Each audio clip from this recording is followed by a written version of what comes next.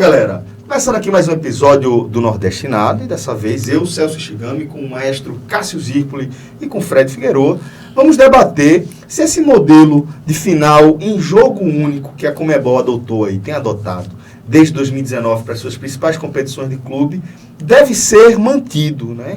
Inclusive, vale destacar que quando a gente gravava aqui esse episódio, estávamos em meio às decisões das duas competições desta edição 2023, né? O Fluminense encarando o Boca e o Fortaleza encarando a equipe da LDU. Então, mestre, para a gente se situar aqui, falei agora há pouco que a Conmebol adotou esse modelo desde 2019, mas a gente sabe que é um modelo absolutamente consagrado na Europa. Então vamos falar aqui desse nosso recorte, nossa quebrada latino-americana, para entender como tem sido a experiência com esse modelo de finais em jogo único. Celso, a decisão da Conmebol ela é totalmente inspirada no que foi feito à UEFA, né? Ou seja, o modelo de sucesso da UEFA tentar trazer para cá, mas desde o primeiro momento sempre teve uma dúvida em relação à logística das torcidas, não dos clubes, dos times, das delegações, mas do público no deslocamento, na quantidade de cidades e a quantidade de cidades que poderiam receber essas partidas na América do Sul. Já são 4 anos, mas dá para dizer até 5, porque o primeiro é bem bizarro, né? Porque em 2018 aquele problema da Argentina acabou transformando a Libertadores num jogo único. Até porque, como foi empate o primeiro jogo e não tinha gol qualificado, então qualquer resultado poderia sair o título, Boca e River, e o jogo foi em Madrid. E, inclusive, encheu o estádio do Real Madrid, porque era um Boca e River Plate. Mas nem sempre é uma final daquela forma, né? Já tivemos aqui uma final, naturalmente com todo respeito, mas com o Atlético Nacional e Independiente Del Valle na Libertadores, ou São Lourenço e Nacional do Paraguai. Então, assim, já de vez em quando acontece isso. Então, nem sempre você vai ter um jogo desse tamanho para esse cenário. Mas quando foi implantado, e foi implantado, como você falou bem, nas principais competições, Libertadores e Sul-Americano, não está na Recopa. A Recopa continua sendo de volta. O teste poderia ser válido? Eu acho que é válido. Acho que valeria tentar isso. Mas eu não sei até quando, na verdade, a Conmebol irá seguir com as duas competições. A Libertadores, ainda que tenha tido problemas desse período, inclusive uma pandemia que fez com que com a final de 2020 fosse esvaziado, com a de 21 tivesse problemas de marcação e tudo, mas continua sendo a Libertadores, e os principais times, na maioria das edições, eles chegam lá e tem torcida de massa para ter esse deslocamento. Na Sul-Americana, nem sempre, como era o caso da final de 2023, que inicialmente estava marcada para o Centenário e acabou sendo remarcada para um outro estádio do Uruguai, mas muito menor. Centenário com 60 mil lugares e o Domingo Burguenho com 22 mil.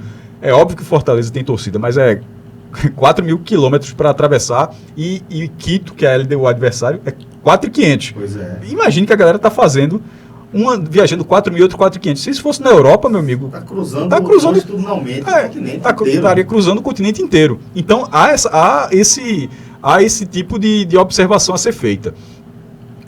O modelo da Libertadores e da Sul-Americana com jogo único, é preciso ser observado, acho que outro ponto também. Eu nem entrei se deu certo, se não deu certo nos públicos, eu só quis ilustrar como está sendo. Mas é preciso lembrar como é o fator histórico. Na Europa, quando a Liga dos Campeões, que era a Copa dos Campeões, foi criada, ali na edição que terminava em 56, foi o Real Madrid ganhou a final de um clube francês, que é o Stade Reims, se não me engano, não sei nem exatamente se a pronúncia é essa, mas ganhou a final, já era a final única. Tipo, em 1956, a Copa da Europa, de clubes campeões nacionais, ela começa já com final única. A Libertadores, não. A Libertadores, criada em 1960, inclusive justamente para ter a disputa da Copa Intercontinental, né? Ela foi um modelo mata-mata clássico que a gente conhece desde sempre. E como no passado não tinha saldo de gols, tem uma particularidade. A final única agora é porque é a única de um único jogo, né? Mas a final em campo neutro não é exatamente a novidade na Conmebol, na Libertadores, porque durante muito tempo, até 1987, se empatasse em pontos, cada jogo tivesse um vencedor. 1-0, eu não sei exatamente, mas já acho que o saldo talvez contasse. Mas se fosse 1-0 e 2-1. Terceiro jogo. Aí em campo neutro. Inclusive, foi assim a última edição, no último ano onde tinha essa regra, e teve justamente esse jogo que foi Peñarol, do Uruguai, e América de Cali, da Colômbia, fizeram um jogo extra em Santiago do Chile, com o Peñarol ganhando o título no minuto 120.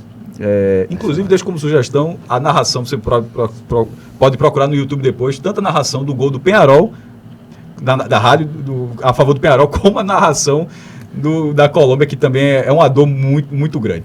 Mas usar o golpe de uma forma absolutamente definitiva. O cara chega a falar em determinado momento em espanhol, naturalmente, Deus, porque sempre com a gente. Aí você fala, por quê? Porque naquela ocasião a América de Cali foi trivice da Libertadores. Ele perdeu 85, 86 e 87. E perdeu 87 aos 120. Mas enfim. E ali acabou a final única. Passou a ser ida e volta, se der a igualdade de pênalti. Não havia, já foi implantado esse formato. Então, culturalmente, sempre teve...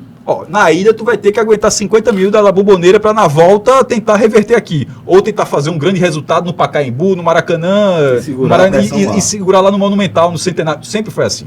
Então, a final única, para mim, ela sempre teve o problema de quebrar isso. E quebrar décadas e décadas e décadas de um formato que nunca foi problemático. Veja só, ninguém nunca disse, isso é um absurdo, você jogar na casa dos caras e na nossa. Ninguém nunca tratou isso como absurdo. A gente falou no episódio anterior sobre pontos corridos e durante muito tempo se debateu, né, se a gente deveria adotar o pontos corridos ou não. Com final única, mas não é a mesma coisa, né? Nunca aconteceu, né? E não é a mesma coisa, porque querendo ou não ali, continua sendo um confronto eliminatório, só que é um confronto eliminatório em apenas uma partida. Sim. E no fim das coisas, acaba limitando demais. No próprio Maracanã, que é o maior estádio do Brasil, 20 mil ingressos para cada torcida. Assim, porque tem... Aí, cabe 70, aí tem 20 com 20, 40. E os outros 30? Patrocinadores, convidados, ingressos mistos aqui para as duas torcidas, mas assim, o cara para torcer, o do Boca, que está tentando... Estava em busca do 7º título, 20 mil. O Fluminense, que é do Rio, imagina que o Fluminense é do Rio, só tem 20 mil ingressos. Então, assim, embora seja legal a figura da final única, mas eu acho que dentro da América do Sul se ignorou uma cultura que você não precisa ser, não é só Europa e ponto final, não. A Europa foi feita dessa forma, parabéns para a Europa. A América do Sul foi feita de outra forma, não era exatamente errado. Ela tinha também uma força que eu acho que foi deixada de lado. Fredão, então queria também a tua opinião sobre esse tema, principalmente dessa perspectiva, né, que tem a questão da identificação com o histórico do futebol, a forma como a competição é disputada. Eu imagino que não tenha se ignorado a cultura. Tá? Eu acho que tudo foi levado para a mesa para se debater numa possibilidade de mudança. E tudo que a Conmebol fez, tanto com a Libertadores e de forma mais recente, porque a história da Sul-Americana ainda é uma história muito recente, com a Sul-Americana, é tudo muito espelhado na Champions e na UEFA League, né, antiga Copa da UEFA. Na Europa League, né? Europa League, né, antiga Copa da UEFA. E é natural que, ao você tentar replicar um modelo de sucesso, você tente replicar algo que está no calendário do esporte mundial como um dos grandes eventos do planeta. A final da Copa do Mundo é um grande evento do planeta. A final da Olimpíada é um grande evento do planeta. A final da NBA é um grande evento do planeta. Né? O Super Bowl é um grande evento do planeta. A NBA é melhor de 7, né? Ou seja, você joga mais de um. Porque existe a afirmação de transformar um jogo, uma partida, em algo maior do que isso. Num evento que seja reconhecido, valorizado e consumido no planeta inteiro. A final da Champions, um produto global. A final da Champions se tornou. A gente está aqui no Brasil, no Nordeste do Brasil, e a mesma patrocinadora da final a mesma patrocinadora da Champions faz um evento gigantesco na nossa cidade. Os bares, os hotéis, os restaurantes, as casas de festa fazem eventos para que torcedores... É um evento no calendário do comércio, né? Exatamente, assistam a final da Champions. Bares, restaurantes... Tudo existe um comércio. Se vende mais camisa dos clubes. Isso. Você sai de casa, hoje tem a final da Champions. Gente que não acompanha futebol, gente que não acompanha Champions, porque naquele dia vira um evento mundial. O Super Bowl tem um pouquinho disso. O mesmo também, acontece né? no Super Bowl. Claro que num país como o nosso, que a cultura do futebol americano é incomparável à do futebol, mas mesmo assim nos nichos acontece. Você tem bares, restaurantes, você tem essa mobilização. Eu nem vou citar aqui Copa do Mundo, obviamente, porque está acima disso. Então é natural que você tenha um produto como a Libertadores, que é interessante, e você tente fazer com que esse produto tenha esse peso, pelo menos na América do Sul. Pelo menos na América do Sul. Porque com a final dividida em 2 jogos, há uma quebra desse peso. O primeiro jogo ele perde muito importância, e o segundo ele fica vulnerável Ao primeiro. até o contexto da decisão já pré-definido, já modificado pelo que aconteceu no primeiro jogo. Então você perde muito enquanto produto.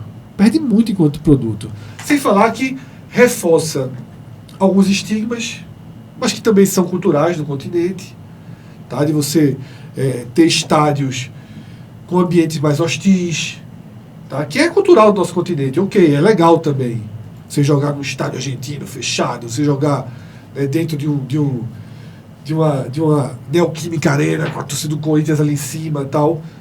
É legal, mas é um produto diferente e não passa o mesmo conceito que a gente tem de uma final como o Super Bowl, como a final da Champions, de torcidas divididas, né, de você ter um universo para um grande evento, partindo tudo do zero, sem a sensação de que ninguém está em vantagem. Então eu acho que é muito atrativo esse modelo. Eu acho melhor uma competição desse porte e ter uma final em jogo único. Acho melhor. Agora, essa questão cultural, ela é determinante, deve permear todo esse debate. Imagino que tenha permeado. Eu sei que a Conmebol toma decisões bem questionáveis ao longo da sua história, né? Mas eu acho que é plausível, sim, trazer o tema. Algumas questões dificultam. O preço de um deslocamento na América do Sul,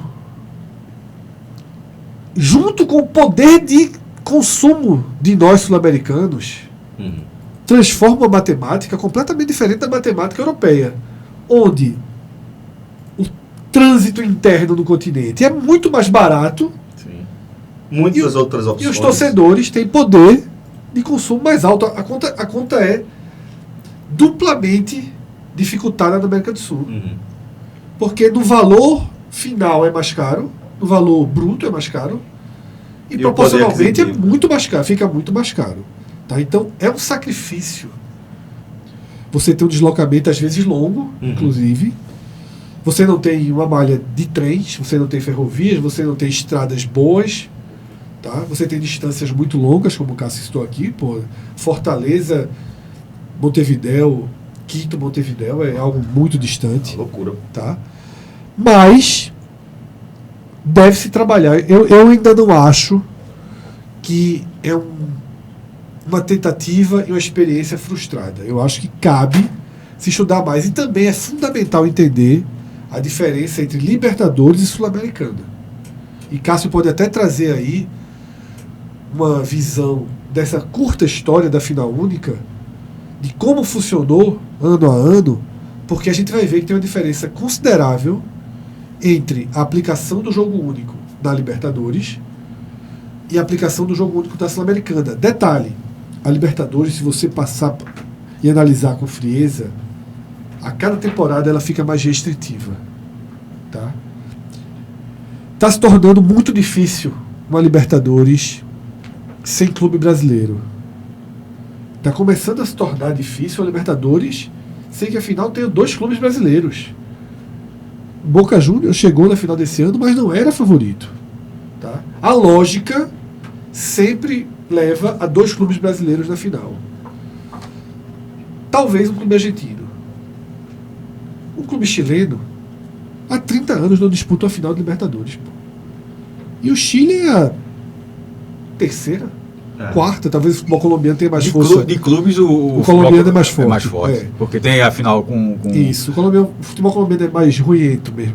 Mas o Chile é um país que teria. Eu estou citando o Chile porque tem títulos como seleção. Exatamente. O futebol está aquecido lá, de certa forma. Eu não estou falando da Bolívia, o Peru, estou falando do Chile há 30 anos, 3 décadas. E dessas 3 décadas, não foram 3 décadas restritivas. Porque chegou, a gente teve o final colombiano. Talvez seja nesse período a gente vai ver a melhor safra de jogadores chilenos. Mas aí eu acho que o Chile acaba sendo um ponto fora. Sem dúvida, a seleção do Chile, embora tenha ficado fora da Copa, mas ganhou 2 edições da Copa América, título que nunca tinha nem conquistado, ganhou logo 2.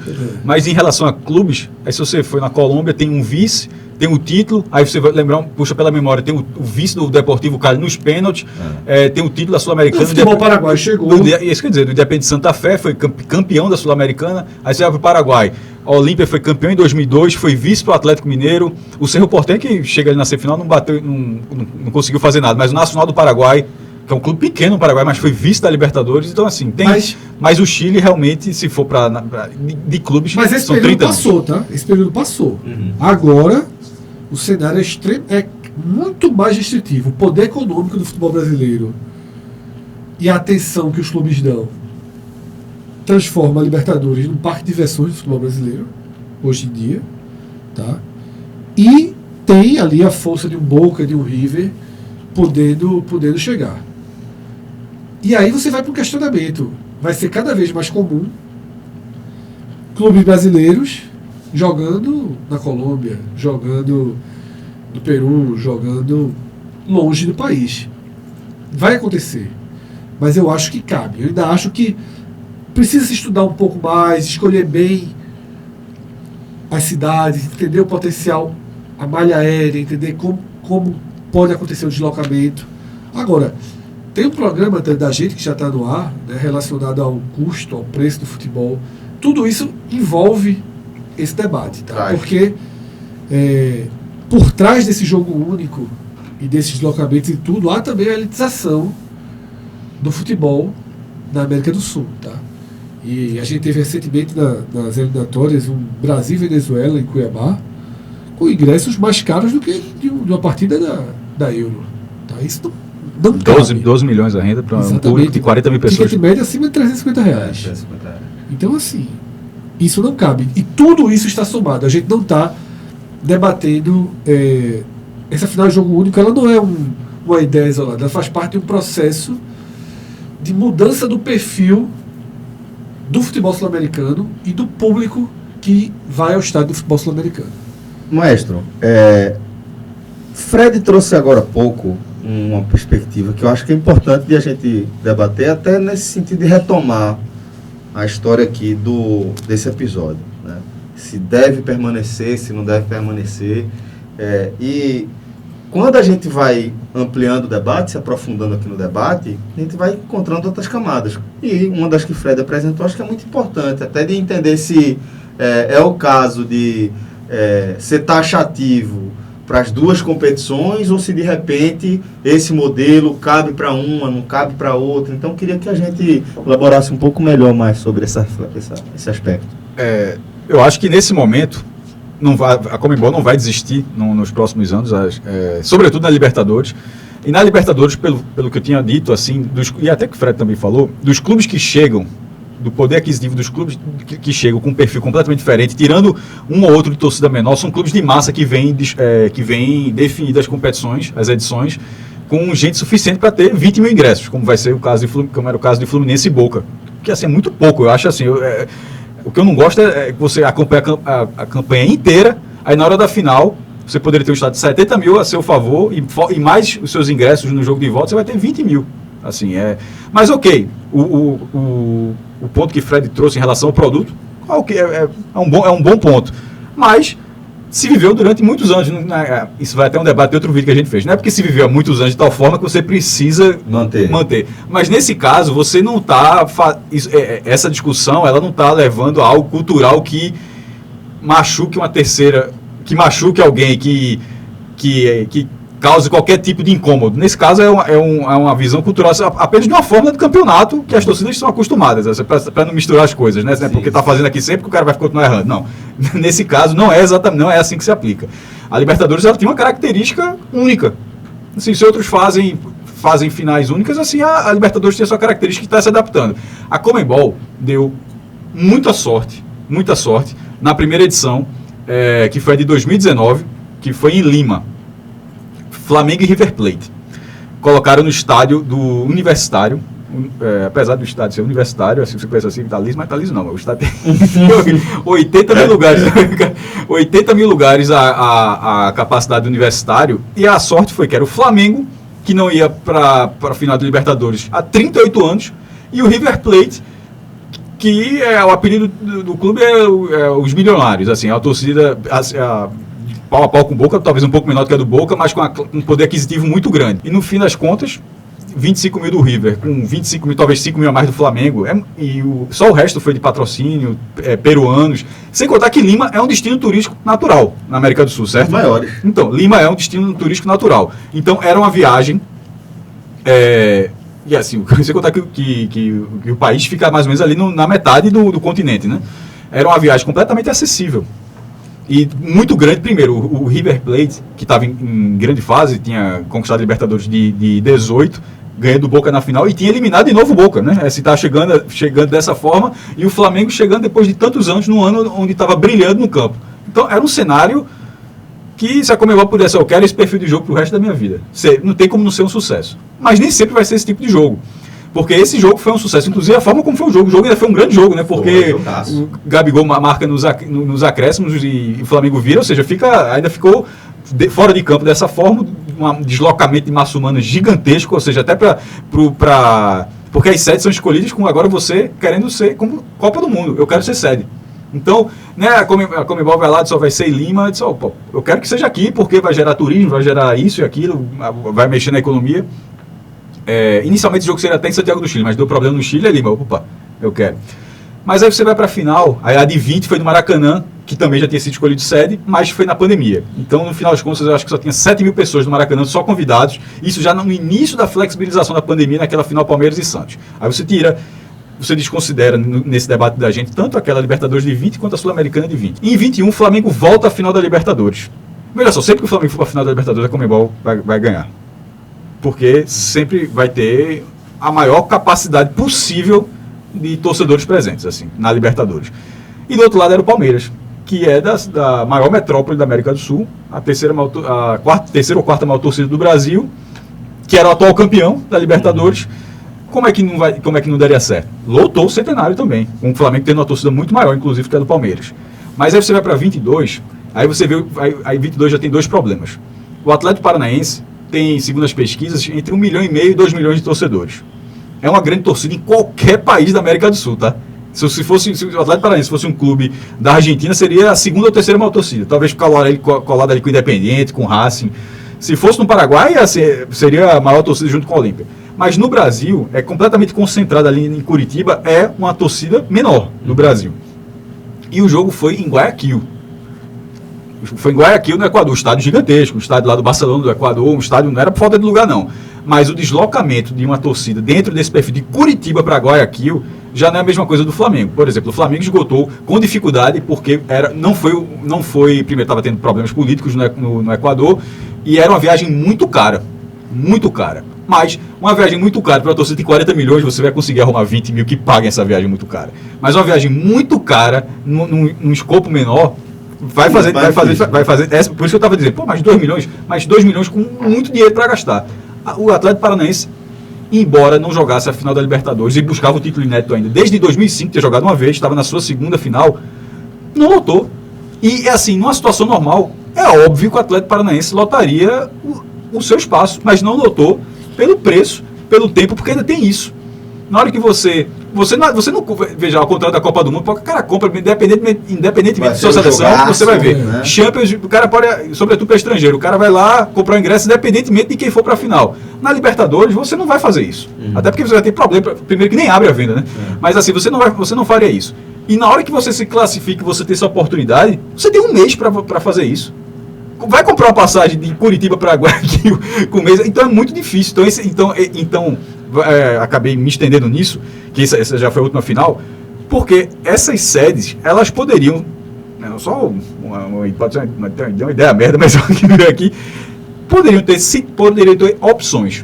Por exemplo, se a final envolver, um exemplo aqui, um time do Brasil, um time da Argentina, essa final não pode ser em Caracas. Em Caracas Caracas é a primeira opção. Mas se eventualmente... Se for entre um time do Equador e um time peruano... Um time da Colômbia, Da Colômbia. Como já aconteceu. Isso. Como já Que aconteceu. não seja em Montevidéu. Não pode ser em Montevidéu. Não, inclusive, durante a Sul-Americana, as duas torcidas, bota o jogo na Arena da Amazônia, porque era no meio do caminho. Começou até um debate assim, que não saiu do Twitter, não saiu das redes sociais, mas que tinha lá um sentido. Porque já que a Conmebol mudou o estádio em cima da hora, já que ninguém tinha ingresso, meu irmão, bota em Manaus, pô, tem um estádio de Copa do Mundo ali que está no meio do caminho para os dois. Teria sido mais barato para todo mundo, teria sido mais rápido e tal. Mas assim, eu só sugeri uma situação porque você fica preso àquele problema. E foi o caso de Fortaleza e LDU. Então, para a Sul-Americana, onde o perfil de finalista costuma ser diferente, aí é um problema. Perceba que eu fui dando os exemplos, mas da Libertadores só teve uma falha, o Atlético Paranaense. E aí você vai para falha no sentido da presença da torcida, naturalmente.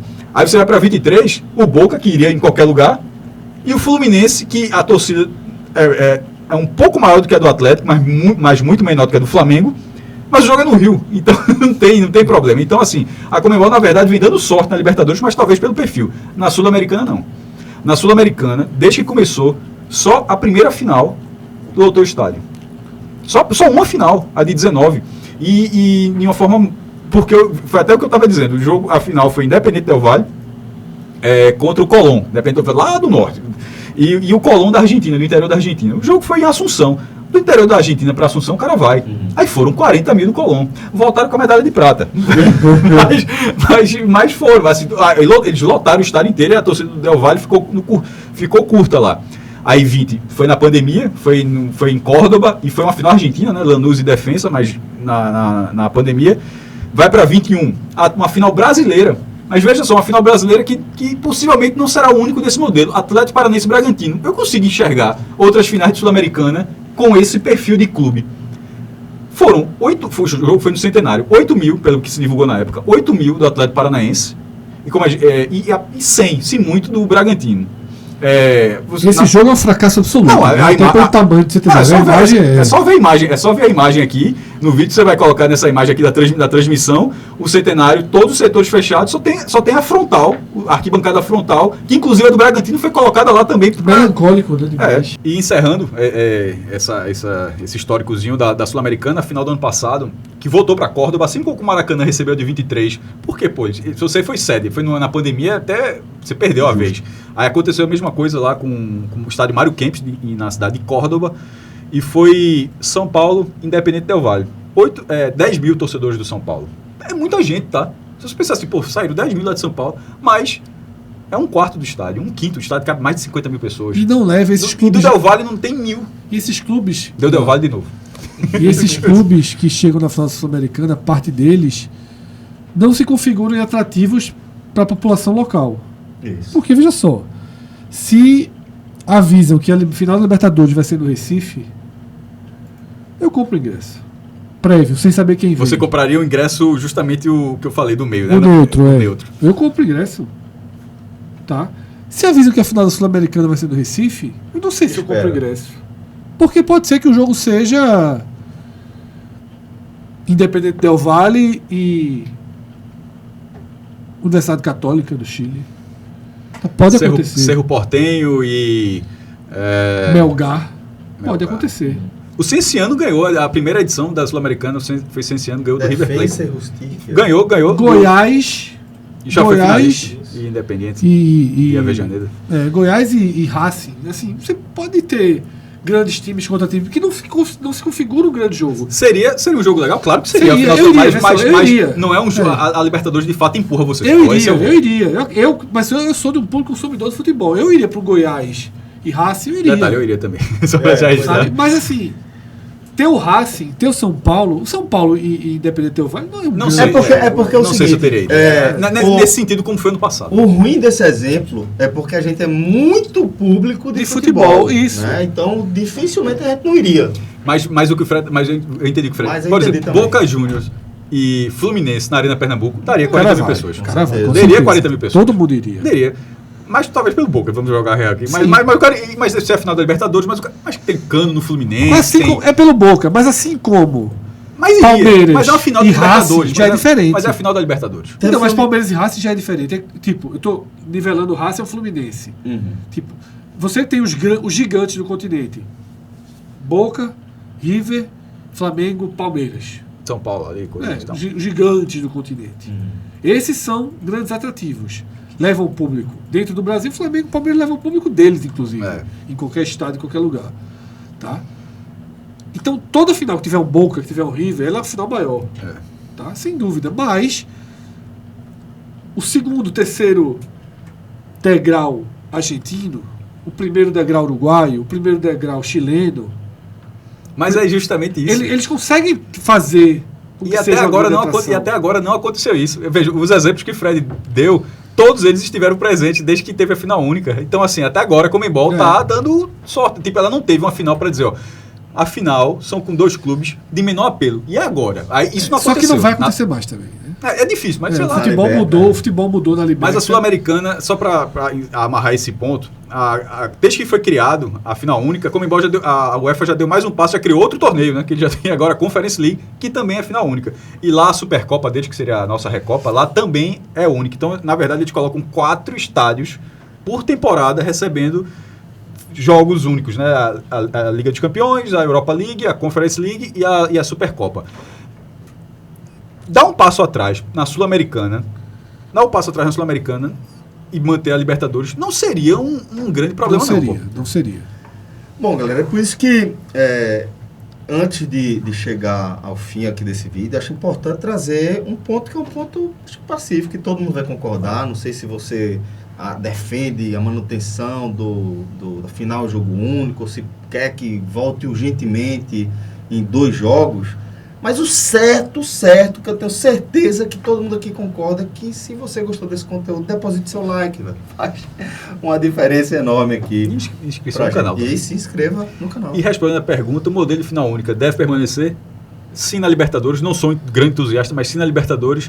E na Sul-Americana acho que vale um estudo mais aprofundado. Eu acho que está sendo feito de qualquer forma. E a própria mudança de estádio na decisão de 2023 mostra isso. Essa mudança de estádio na decisão de 2023... Teria sido muito mais legal jogar no Casablanca de Quito e no Castelão. Ela é um sinal muito grave de que esse modelo não está funcionando na Sul-Americana. O estádio de Maldonado... O estádio de Maldonado não é um estádio para uma final de 22 mil lugares de Sul-Americana. Não é só ter 22 mil lugares. Não é um estádio moderno. Não é uma arena moderna de 22 mil lugares. Se fosse o estádio brasileiro, nós jamais cogitaríamos a possibilidade desse estádio ser sede da final da Copa Sul-Americana. Jamais. Exatamente. Porque assim, o local é paradisíaco. Maldonado é de lá de Punta del Este. É tipo Recife Olinda. Já pensou que mas, ou seja, tem a questão do turismo. Mas eu estou falando em relação ao estádio, à estrutura. É um estádio menor do que o Lacerdão do Central. Pois é. Com gramado melhor, naturalmente. Mas assim, em tese. Mas é um estádio menor. E assim, não faz sentido. Não faz sentido. Não faz sentido. Isso deixa com que a resposta e a mudança naturalmente já estejam pelo menos sendo debatida. Porque na hora que você tira um jogo do Centenário e leva para Maldonado, depois da péssima experiência de Atlético Paranaense e Red Bull Bragantino no Centenário, que é a imagem mais triste que se pode ter de um final de um grande torneio, porque aí desvaloriza. O que está acontecendo, 8 mil num estádio com 60 mil. O que está acontecendo é que as finais da Sul-Americana estão sendo desvalorizadas ano após ano. E se o jogo é em Quito e Fortaleza, são 2 eventos gigantescos. Então você está trocando eventos gigantescos, eventos que fortalecem a imagem. Volta seria no Castelão. Eventos que fortalecem a imagem por eventos que enfraquecem a imagem. Perfeito. Então essa troca sul-americana tem desvantagem. Então é isso. Espero que você tenha gostado aqui deste episódio do Nordestinado. Até o próximo. Valeu. Tchau, tchau.